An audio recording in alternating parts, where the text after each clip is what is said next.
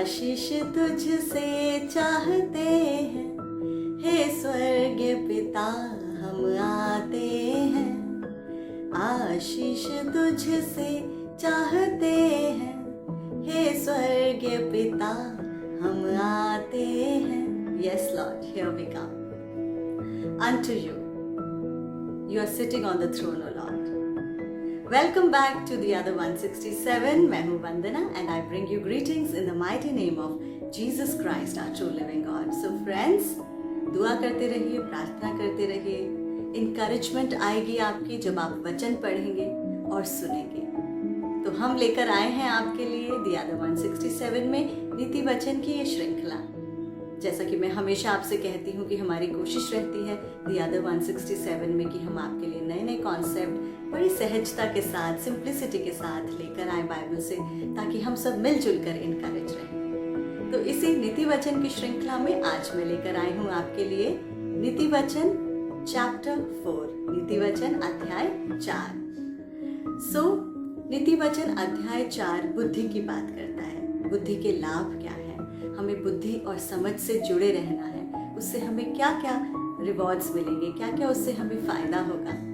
तो चलिए सुनते हैं नीति वचन अध्याय 4। नीति वचन 4।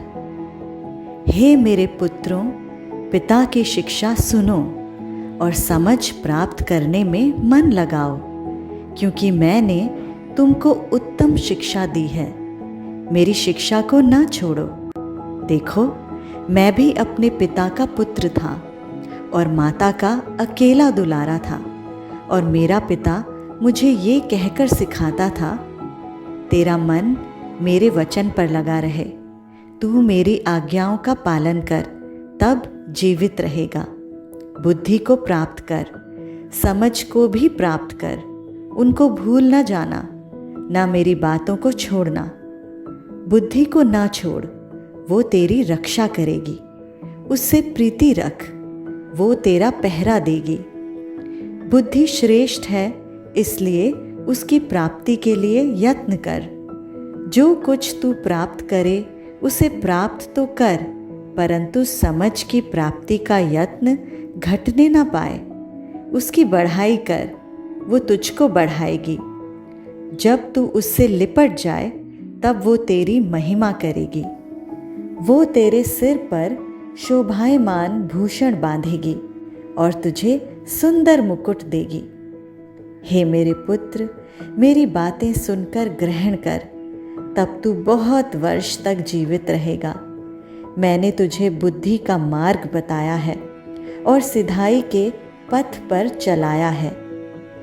चलने में तुझे रोक टोक न होगी, और चाहे तू दौड़े तो भी ठोकर न खाएगा।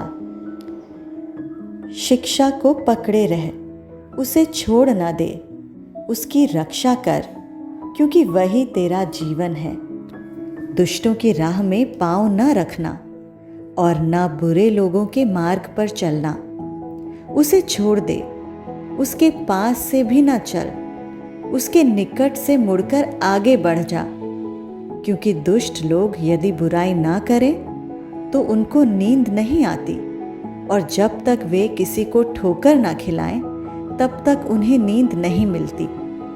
वे तो दुष्टता से कमाई हुई रोटी खाते और उपद्रव के द्वारा पाया हुआ दाख मधु पीते हैं। परंतु धर्मियों की चाल उस चमकती हुई ज्योति के समान है, जिसका प्रकाश दोपहर तक अधिक अधिक बढ़ता रहता है। दुष्टों का मार्ग घोर अंधकारमय है, वे नहीं जानते कि वे किस से ठोकर खाते हैं। हे मेरे पुत्र, मेरे वचन ध्यान धर के सुन और अपना कान मेरी बातों पर लगा।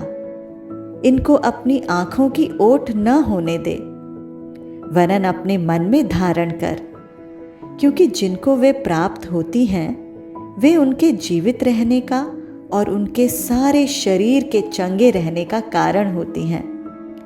सबसे अधिक अपने मन की रक्षा कर, क्योंकि जीवन का मूल स्रोत वही है। टेढ़ी बात अपने मुंह से मत बोल, और चालबाजी की बातें कहना तुझसे दूर रहे। तेरी आंखें सामने ही की ओर लगी रहें और तेरी पलकें आगे की ओर खुली रहें। अपने पांव रखने के लिए मार्ग को समथर कर और तेरे सब मार्ग ठीक रहें। ना तो दाहिनी ओर मुड़ना और ना बाईं ओर। अपने पांव को बुराई के मार्ग पर चलने से हटा ले। परमेश्वर के सुने और पढ़े जाने पर आशीष हो। आमीन।